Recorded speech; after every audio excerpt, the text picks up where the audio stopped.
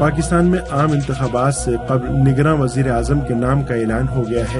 وزیر اعظم شاہد خاقان عباسی اور national assembly میں حزب اختلاف کے قائد خورشید شاہ نے نگراں وزیر اعظم کے طور پر جسٹس ناصر الملک کے نام کا اعلان کیا۔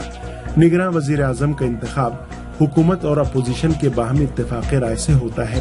نگراں وزیر اعظم کے لیے حتمی نام پر اتفاق کرنے کے لیے اپوزیشن لیڈر خورشید شاہ اور وزیر اعظم شاہد خاقان عباسی کے درمیان رواں مہینے ہونے والی کئی ملاقاتیں بے نتیجہ رہی تھیں۔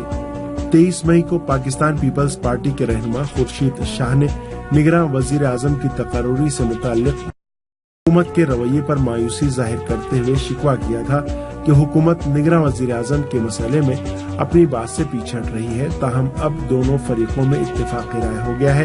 سابق سفارتکار جلیل عباس جیلانی سمیت کئی نام زیر غور تھے، تاہم جسٹس ناصر الملک کے نام پر اتفاق رائے ہوا۔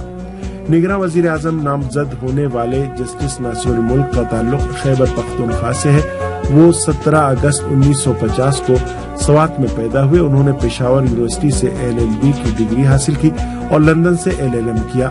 1993 میں انہیں صوبہ خیبر پختونخوا کا ایڈوکیٹ جنرل تعینات کیا گیا اور 1994 میں انہیں پشاور ہائی کورٹ کا جج بنایا گیا۔ جسٹس ناصر الملک کو 2005 میں سپریم کورٹ کا جج بنا دیا گیا۔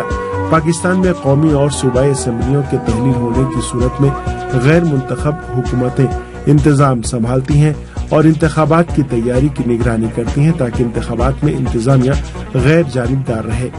کچھ تجزیہ نگار کہتے ہیں کہ یہ ماڈل صرف پاکستان میں ہی ہے اور بنگلہ دیش میں 2011 میں اس نظام کو ختم کیا جا چکا ہے۔ پاکستان ایسے حالات میں انتخابات کی تیاری کر رہا ہے کہ اسے شدید اقتصادی مسائل سمیت گوناگون مشکلات کا سامنا ہے۔ جمہوری نظام تو آگے بڑھ رہا ہے جو خوشائند بات ہے، لیکن عوام کی مشکلات میں بھی اضافہ ہو رہا ہے، لہٰذا آئندہ حکومت کے سامنے چیلنجز کی کمی نہیں ہے۔